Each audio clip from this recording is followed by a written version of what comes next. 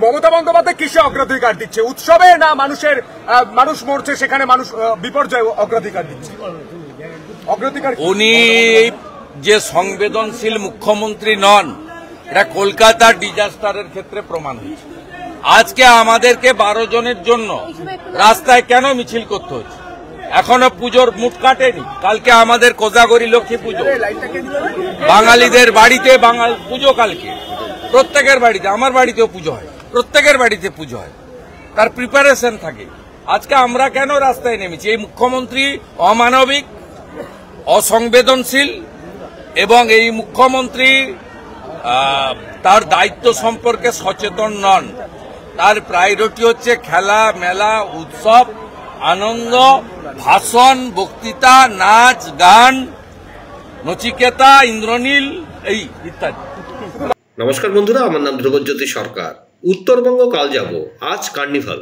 মুখ্যমন্ত্রী চটজলদি উত্তরবঙ্গ যেতে আগ্রহী নন কেন? সেখানে ডিভিসি নামক বলির পাঠা নেই দোষারোপ করার জন্য, নাকি ওখানে গিয়ে চীন, ভুটান, নেপালের বহিরাগত জলের তত্ত্ব দেবেন? কখনো ডিভিসি, কখনো সিএসসি, কখনো উত্তরপ্রদেশ, বিহার। এই মুখ্যমন্ত্রী কোন বিষয়কে অগ্রাধিকার দেওয়া উচিত তা বোঝেন না। কলকাতা ভেসে যাওয়া ও কিছু নিরীহ মানুষের বিদ্যুৎস্পৃষ্ট হয়ে মারা যাওয়ার পরও উনি পুজো উদ্বোধন নিয়ে ব্যস্ত ছিলেন, এখন কার্নিভাল নিয়ে ব্যস্ত। বিস্ফোরক শুভেন্দু অধিকারী, শুনুন আরো কি বললেন বিরোধী দলনেতা। শুভেন্দুবাবু, কলকাতায় 12 জন মারা গেল, মমতা বন্দ্যোপাধ্যায় পুজোর কার্নিভাল করবেন। 21 জন মারা গেছে পুজোর কার্নিভালে, এখনো পর্যন্ত 21 জন মারা গেছে। ওয়েদার খুবই খারাপ, আরো এই সংখ্যা বাড়তে পারে, না বাড়লেই ভালো, প্রে টু গড। কিন্তু হিউজ ডিজাস্টার। এখন ওই এলাকার যে ডেমোগ্রাফি এবং যেভাবে ধস নেমেছে, ফিজিক্যালি সকলের গিয়ে মুভমেন্ট করা সম্ভব নয়, আইসোলেটেড হয়ে গেছে, ডিজাস্টার হয়েছে। ওখানে যেটা কাজ করছে সকাল থেকে আর্লি মর্নিং, সেটা হচ্ছে আইটিপিপি জওয়ানরা এবং এনডিআরএফ মূলত বহু মানুষের প্রাণ বাঁচাচ্ছেন।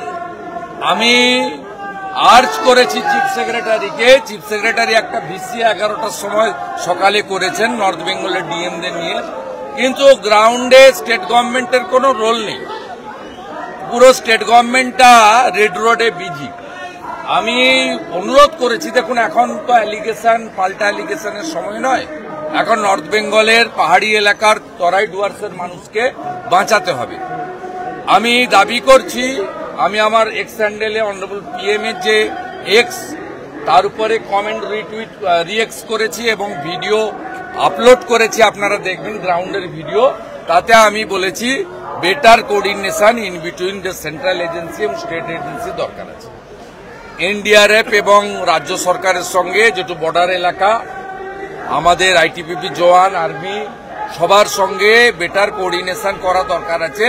এটা পলিটিক্যাল লোকরা পারবে না, এটা ব্যুরোক্রেসির করা দরকার আছে, এবং ডিএম এবং চিফ সেক্রেটারি এরা লিড করা উচিত, এবং যারা আছেন তাদের বলা উচিত সেন্ট্রাল গভর্নমেন্টের আর কি অ্যাসিস্ট্যান্ট দরকার, আরো কটা এনডিআরএফ এর টিম দরকার। সেন্ট্রাল তো কুইক আর্লি মর্নিং থেকে 5টা এনডিআরএফ টিম দিয়ে দিয়েছে বলে thousands of people already save their life. বন্ধুরা, ভিডিওটি ভালো লাগলে দয়া করে লাইক, শেয়ার করে দেবেন, আমাদের পেজটা ফলো করে নেবেন, আর আপনার মতামত কমেন্ট করে অবশ্যই জানান। ধন্যবাদ।